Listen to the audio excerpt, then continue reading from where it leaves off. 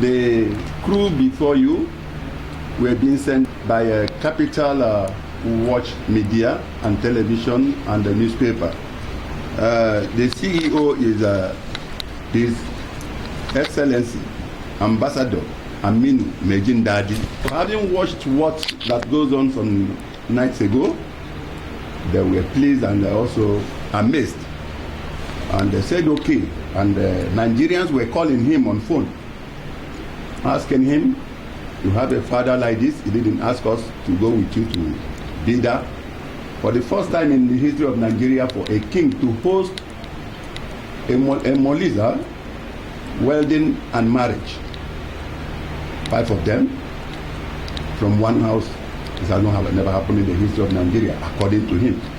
So he now sent this crew to come and represent his magazine, his newspaper, his radio, and his television to tell you more about what they are seeing in the nation, apart from what they saw. So right now, we have the team leader who is in front of you by your left-hand side, who will do the rest of the job. Your Royal Highness, we want to congratulate you on the 5th Mona Lisa celebration last night. Babadoye, this interview was compiled by the editor-in-chief of Capital Media Watch, His Excellency Ambassador Aminu Megida. I am Abubakar Mustafa, and with me is Hawa Abdullahi. I also have Umar Saliu Adamu, and our chief coordinator, Aslim Baha. Babadoye, we'll start this way. Capital Watch Media knows that vigilante group of Nigeria, hunters and the forestry are joint task force, local security before ages. What is actually the issue concerning the vigilante? How are the Emirates coordinating their activities? أعوذ بالله من الشيطان الرجيم بسم الله الرحمن الرحيم وصلى الله على سيدنا محمد وعلى آله وصحبه وسلم تسليما كثيرا. With the gratitude to Almighty Allah, we thank Allah immensely for giving us life and time to actually attend this brief discussion with the Capital Media of Nigeria under the leadership of His Excellency Ambassador Aminu, who was piloting the affairs of this media group, and also informing the general public, because we believe strongly that this outfit will provide a lot of information, a lot of knowledge and entertainment to a very large population of our own community and Nigeria as a whole. So we are very much grateful to His Excellency the Ambassador for this effort and contribution he's making towards informing people and entertaining people, and also giving them knowledge they need to know about their environment and other activities. Actually, the issue of the vigilante group of Nigeria has come to be established as a sort of matter of necessity. When we discover that the security agents or agencies in Nigeria, in terms of manpower shortage, they don't have enough manpower to go around localities, communities, states, even local governments. So thereby we need a group or maybe an outfit that can complement what the Nigerian police is doing, what the Nigerian army is doing, what the other security forces are doing.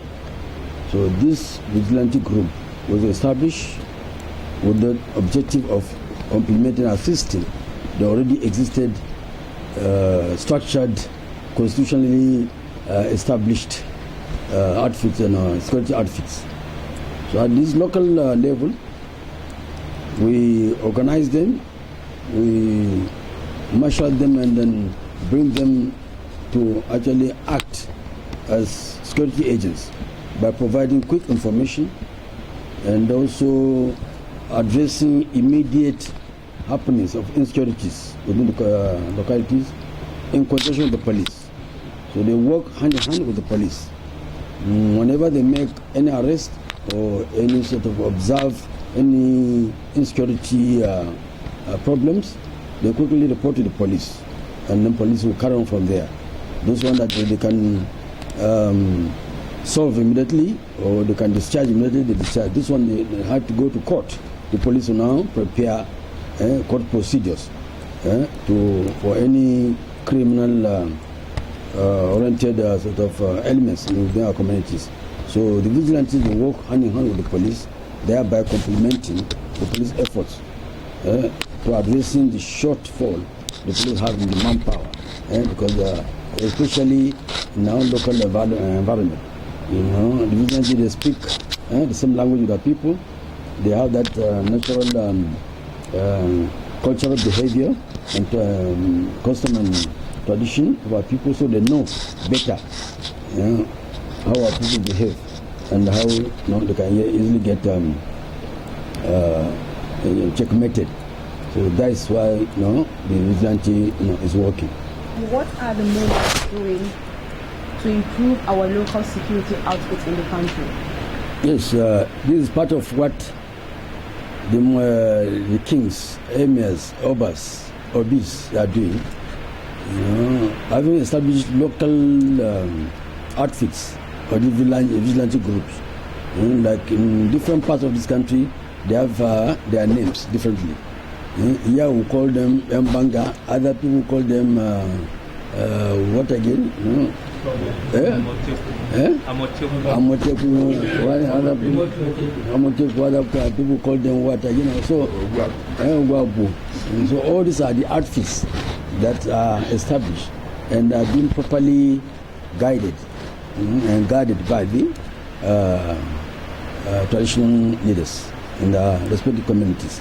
So, as I said, they observe them, they know them, and then the elements there are well-behaved people who want to get things done security-wise and ensure that our communities, our domains are well safe, and then people can operate and do their normal businesses.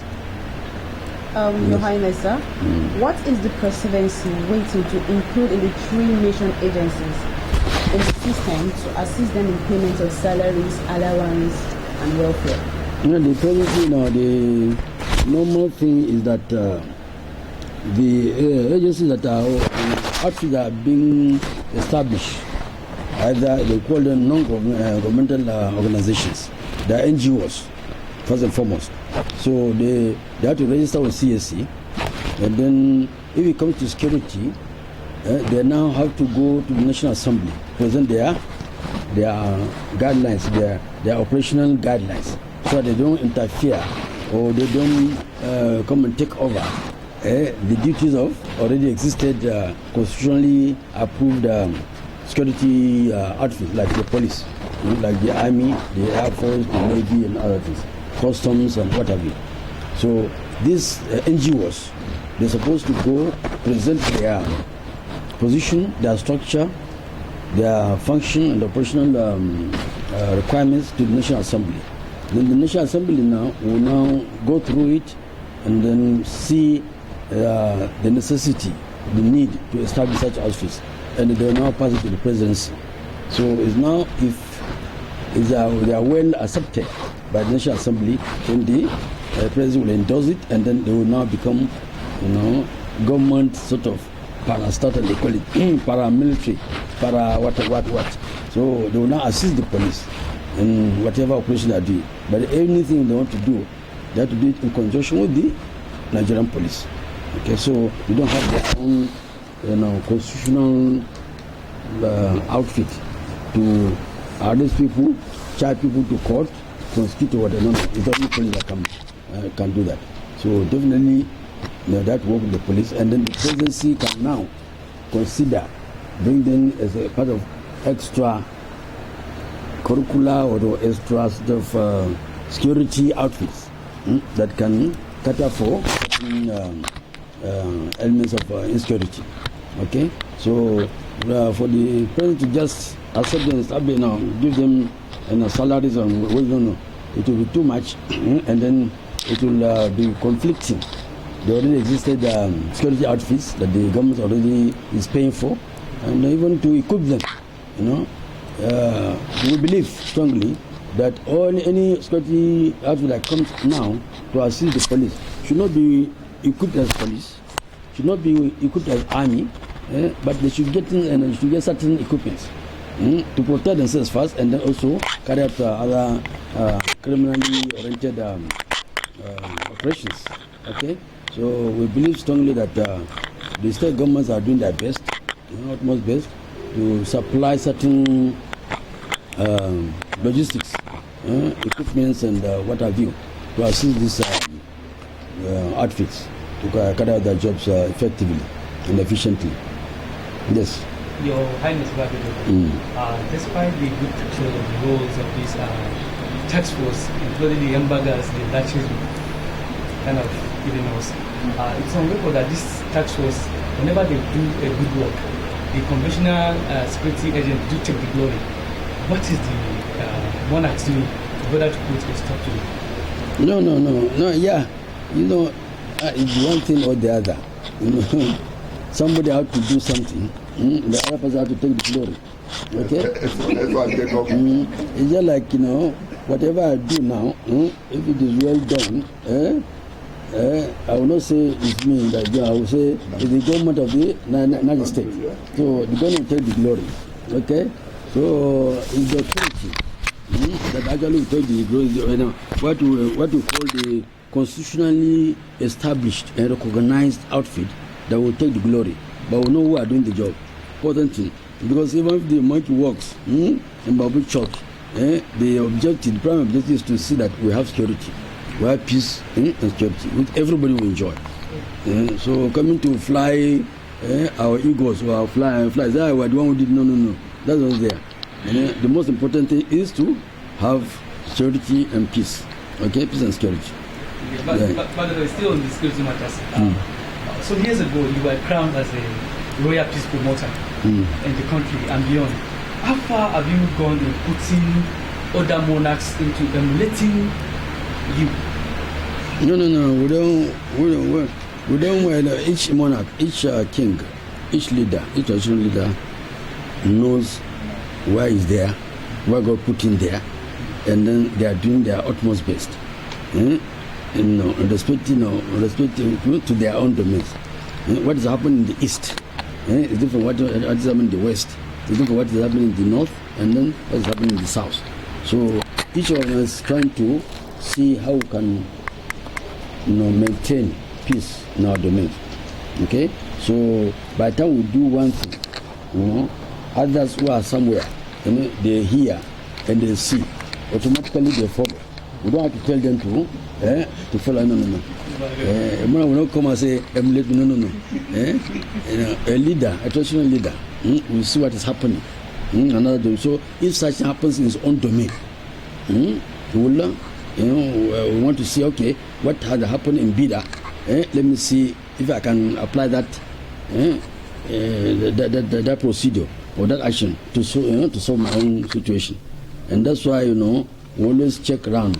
And then this part, if you see your neighbor's house on fire, what do you do? You put water. So that's what is our culture. It's automatic. What others see other monarchs doing, if it's well accepted and applicable to their own domain, they use it and then they achieve their desired objectives. Okay? Yes. Your Royal Highness, I don't know if I will be correct to say in Nigeria, monarchs don't have mandatory reforms, which is supposed to have strengthened a lot of issues. No, we have. That's why we have a body known as National Council of Traditional Rulers of Nigeria. National Traditional Council of Nigeria. And then we have a structure, although it's a non-governmental organization, yet, because it's not yet in the constitution. But we organize ourselves, and in this structure we have it in 3 groups. Group 1 is general. Every traditional ruler, being a first class, have to be first class first, is a member of this council. Okay. Then we have the chairman of each state council of each state, 36 states plus Abuja, making 37. So each state has its own council of traditional rulers. So the chairman of this council are members of this national council, which we will hold meeting, like twice or 3 times in a year. We call it that NEC meeting, National Executive Council of this council, national council. So we hold our meeting 2 or 3 times a year. Then we hold a meeting of General Assembly twice in a year. Like this year now, organized one before. We already organized for this year. We are at the tail end of last year, 2023. Why we met in Abuja. Well, that's what we call General Assembly. So most likely we're going to hold another General Assembly middle of this year, to hold a General Assembly meeting where all traditional rulers, especially first class traditional rulers, are expected to attend. Then towards the end of the year, we also hold another one, General meeting. But before then, intermittently, we hold our National Executive Council, comprising of only the chairman of 36 states plus Abuja, making 37. So that one is ongoing. Yes. Your Royal Highness, as the coordinating chairman of Nigerian Monarchs, Watch Media, there was a body called Association of West African Monarchs who wanted to organize a West African Monarch Summit in Abuja, which involved a lot of prospective motives. How far have you gone with the project? Yes, that one requires a lot of preparation, planning and preparation. When the idea was meted to us, we actually welcome it because it is going to expand the horizon of the traditional institution, from the country to West Africa, from West Africa to Africa, from Africa to even the world. So it's like a step, one step after the other. Okay, we are minding that of our country now, and we hope by the time we are recognized, which we are still hoping and we are pursuing it.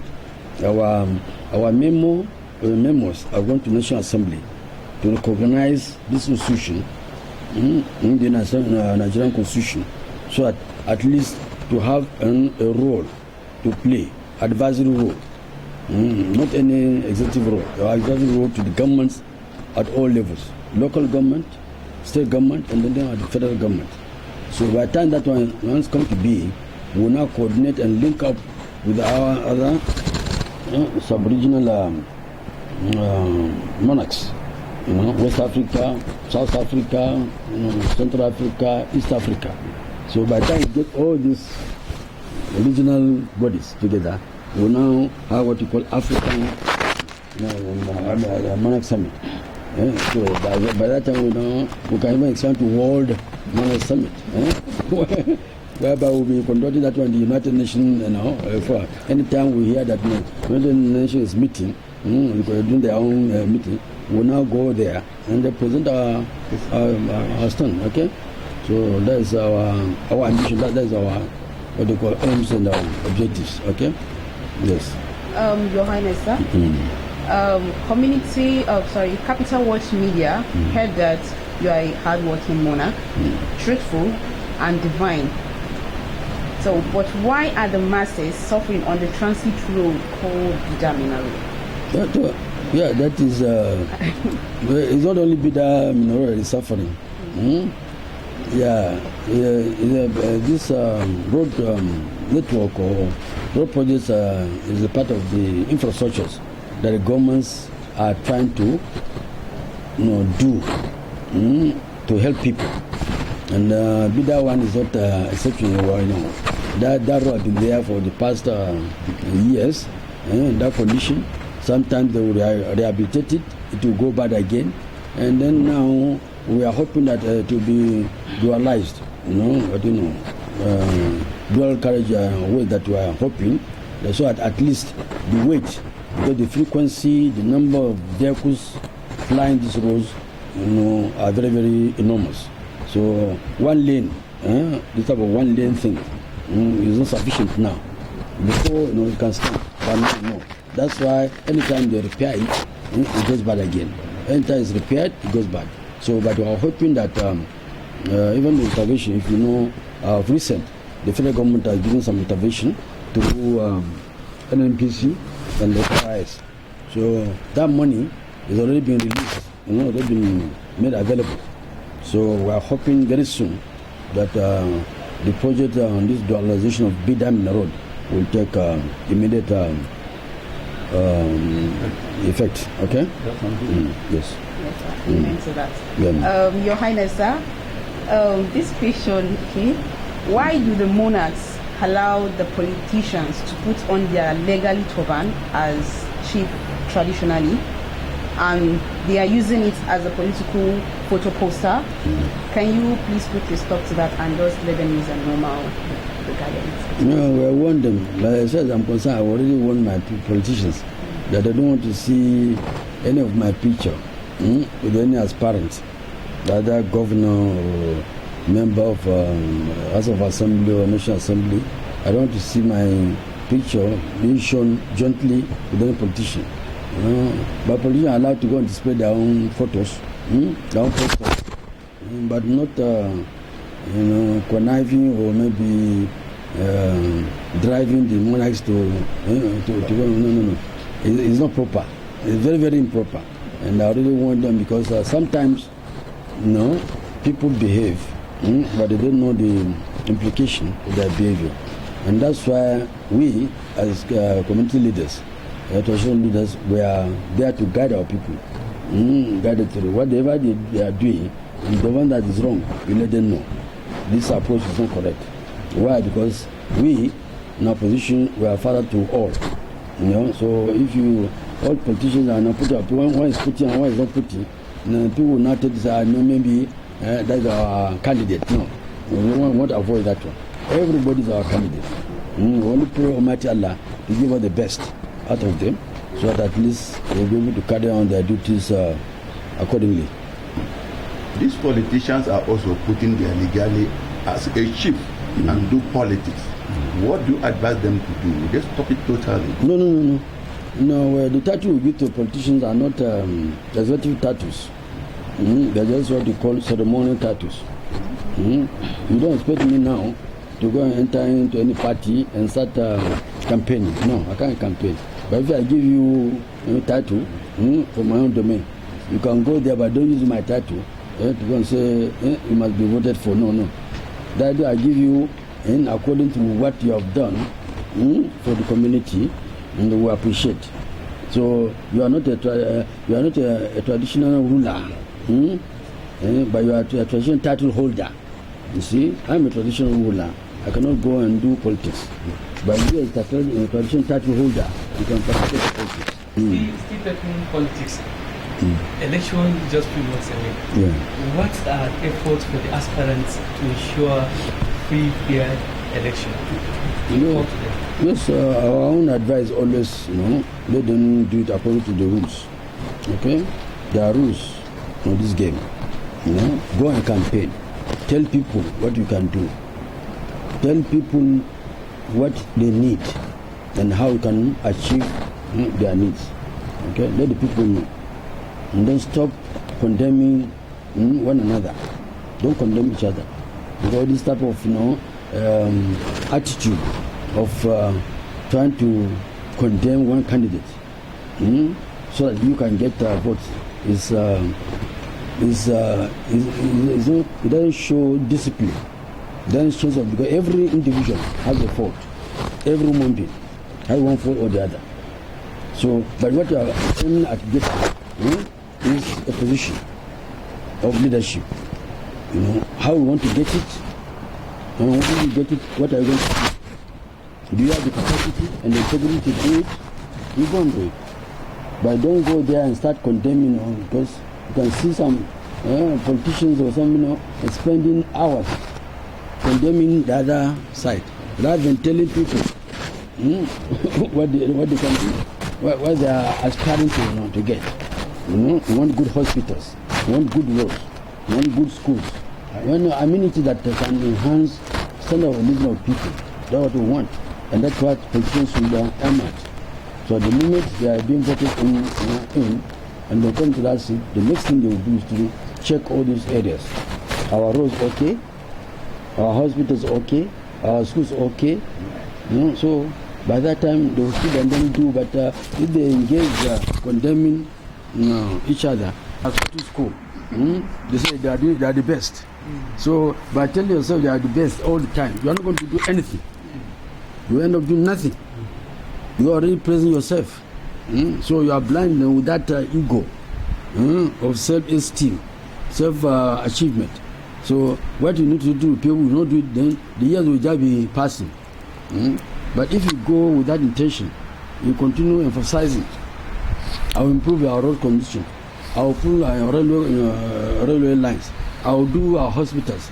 Each cottage, each village, we will be able to have a health center that can cater for. All schools will be well established, well equipped. Teachers will be well paid. Doctors will be well paid. So those are the things that you should pursue, rather than engage in blackmailing or maybe condemning each other. Okay? Yes. Let's talk economy now. What are the promises to the citizenry about the decaying economy despite the abundance of mineral resources and our population? I already answered it. That is what the politicians should come and do. It's not my own job. Yeah. Yeah, I already told you now. Yeah. It's the work of politicians. Political leaders. It's part of their mandates. It's part of their manifestos. When I come, when you vote me into power, I will improve our economy. I will do that. It's not me. So that's why I say they should remain focused. Campaign on the issues that will enhance the standard of living of people. Economics, social facilities, and what. This is what I'm going to do. So, not my, and I cannot predict any economic empowerment or improvement. No. All this is in the hands of the politicians. Okay? So, the Wise King, do Bida local government have a chairman? They have a chairman. Then, have you seen a photo or a news telling the people that the local government chairman has marched from this particular Wadata Palace to the barracks for the first time? To do what? To do inspection, because these big vehicles, their conductors and whatever mess up the whole place. They don't be taken care of. Yes. You don't pass the chairman's power.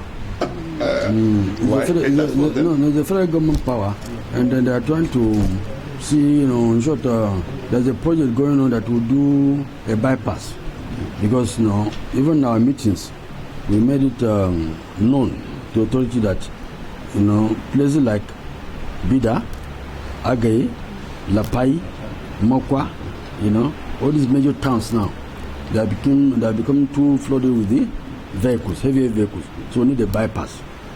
So the road coming into town should not be the same that the vehicles will out of the town bypass. So that one is even Mina need a bypass. Kontagora need a bypass. Okay, so all these major towns, Suleja too, they need a bypass. So cannot afford these heavy vehicles passing through the town and expect that the traffic will be smooth. No. So it's part of the project that the government will do. So thank you very much. Thank you. Well done. So well done.